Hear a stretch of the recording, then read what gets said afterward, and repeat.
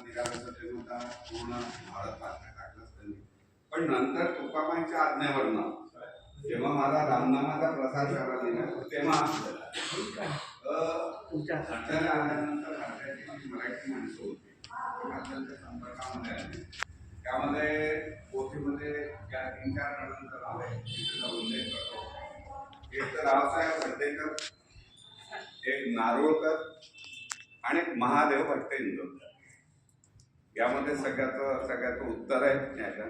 तर रावसाहेब हर्डीकर ती व्यक्ती ज्यांनी महाराजांना ही जागा जिथे हे मंदिर बांधलंय ती जागा त्यांना उपलब्ध करून दिली. त्यावरती महाराजांनी या मंदिराची स्थापना केली. हे रावसाहेब हर्डीकर. त्यानंतर रावसाहेब हर्डीकरांनी जेव्हा हे मंदिर महाराजांना म्हणजे जागा दिली तर त्यांनी लाकडी मंदिर पूर्ण तयार करून दिलं होतं महाराजांना. लाकडी मंदिराचं सगळे खांब आणि महाराजांनी जेव्हा रामरायाची स्थापना केली त्यानंतर त्यांचे जावई होते नारोळकर.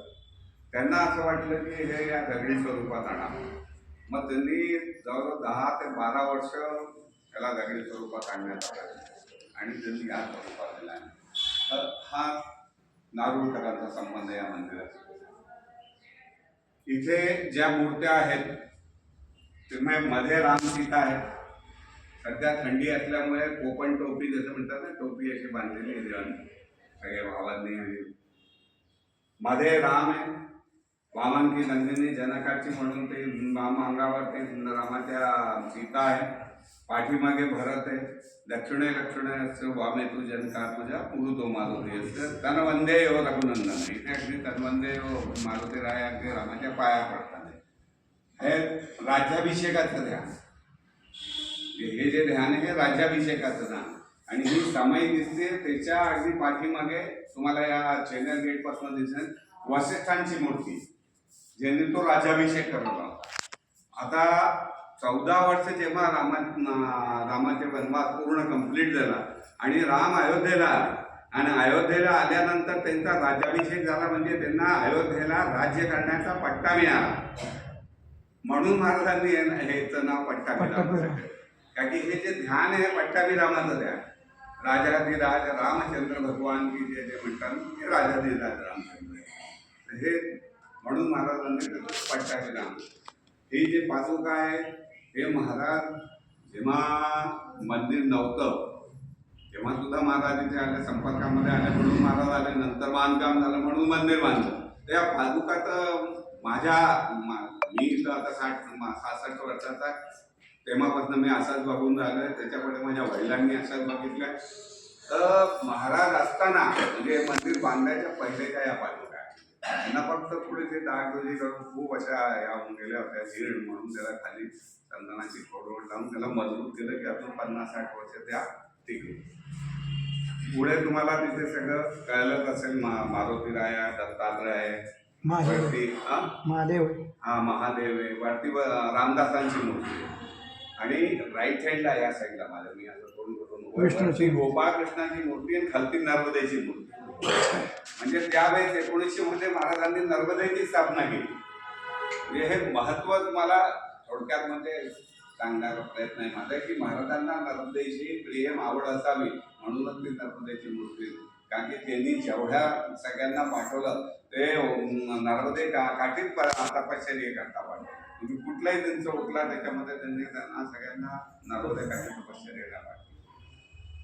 पुढे हालमध्ये महाराजांची मूर्ती तुम्हाला दिसली. आता एक प्रसंग असा आहे तुम्हाला असं वाटतं की सांगावा की आनंदसागरांची असते इथे सगळ्यांना वाचून माहीत असेल आणि तो प्रसंगही तुम्ही वाचला असेल तरी थोडक्यात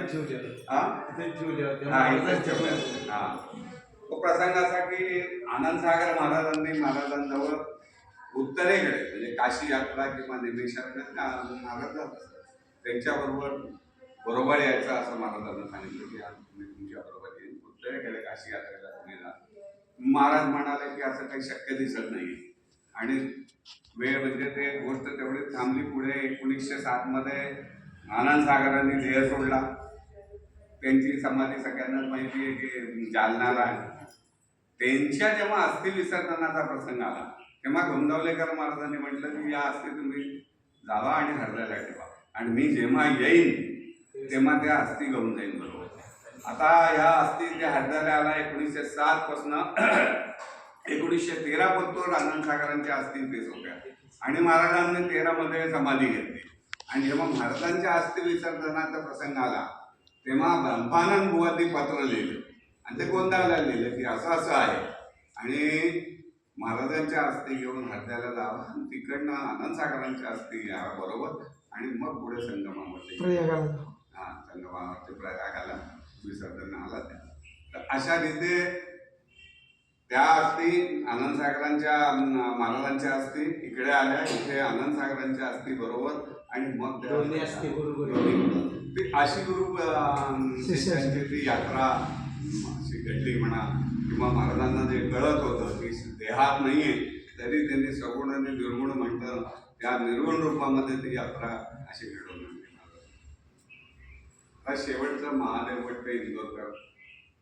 महादेव भट्ट इंदोरकर ही व्यक्ती जी महाराजांना इंदोरला महाराज इंदोरला आले असं काय विचारतं ते महाराजांना भेटायला इंदोरला जायचं आणि त्यांना सांगायचं की मला तुमची सेवा करायला गोंदावलेला जायचं.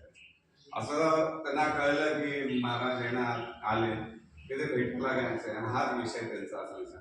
एकदा महाराज म्हणाले त्यांना की नाही तुम्हाला गोंदावलेला नाही तुम्हाला हरद्याला जायचं.